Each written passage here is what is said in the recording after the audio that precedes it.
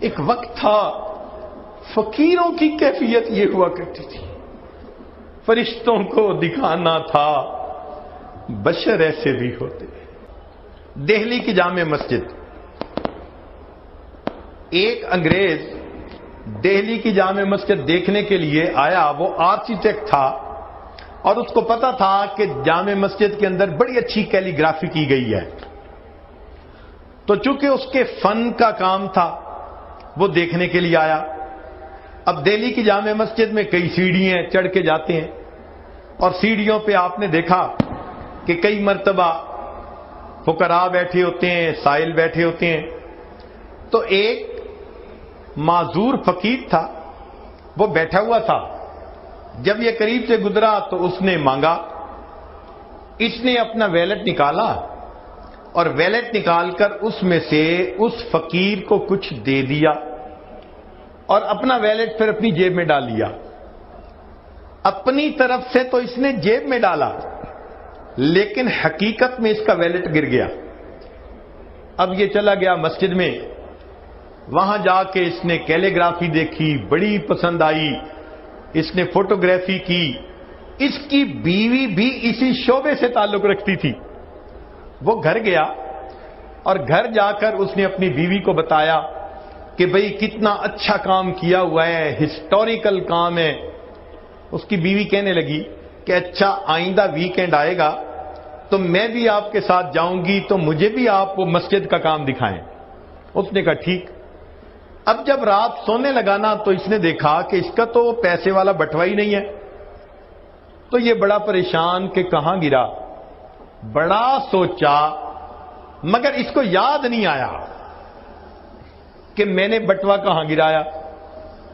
خیر ایک آدھ دن کے بعد یہ ذہن سے بات ہی نکال بیٹھا، کہنے لگا جو 200-400 روپے تھے بس وہ میرے گم ہو گئے۔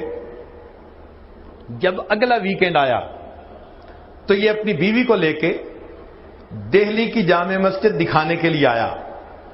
اب جب یہ سیڑھیوں پہ چڑھ رہا تھا نا تو اس نے دیکھا کہ وہی معذور فقیر جسے پچھلی مرتبہ اس نے پیسے دیے تھے وہ اس کی طرف آ رہا ہے۔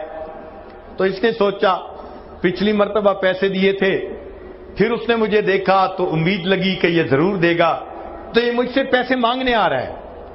لیکن وہ فقیر جب قریب آیا تو وہ کہنے لگا کہ جناب وہ پچھلی مرتبہ آپ نے جب مجھے پیسے دیے تھے تو شاید یہ آپ کا بٹوا تھا جو گر گیا، میں نے آپ کو ڈھونڈنے کی کوشش کی مگر آپ نکل گئے، تو میں نے اپنے پاس رکھا ہوا ہے، آپ اپنا بٹوا لے لیجئے۔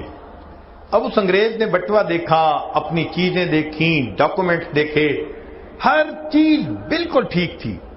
اس کے ذہن میں خیال آیا کہ یہ فقیر تو ایک ایک پیسہ مانگتا ہے اور میرے تو یہاں پر 200-300 روپے تھے، اگر یہ اپنے پاس رکھ لیتا تو کسی کو خبر ہی نہ ہوتی، مگر اس نے یہ مجھے لوٹا دیا۔ تو اس نے پوچھا کہ فقیر آخر تم نے یہ اپنے پاس رکھ کیوں نہیں لیا؟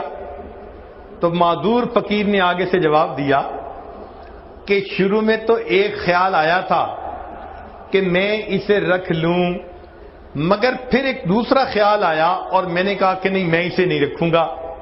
اس نے پوچھا کیا خیال آیا؟ تو وہ معذور فقیر کہتا ہے کہ مجھے یہ خیال آیا کہ میں نبی علیہ السلام کا امتی ہوں، آپ عیسیٰ علیہ السلام کے امتی ہیں، اگر میں نے آپ کا یہ ویلٹ چوری کر لیا تو ایسا نہ ہو کہ قیامت کا دن ہو اور آپ کے نبی میرے آقا صلی اللہ علیہ وسلم کو گلا دیں کہ تمہارے امتی نے میرے امتی کی چوری کی تھی۔ میں اس خیال کو سوچ کے رہ گیا، میری وجہ سے میرے آقا کو بات نہ سننی پڑ جائے۔ ایک وقت تھا فقیروں کی کیفیت یہ ہوا کرتی تھی، فرشتوں کو دکھانا تھا بشر ایسے بھی ہوتے۔ نبی علیہ السلام نے ایسی تعلیمات کی خوش اخلاقی کی کہ جنہوں نے اس کو اپنایا وہ واقعی انسانیت کے لیے فخر ہو گئے۔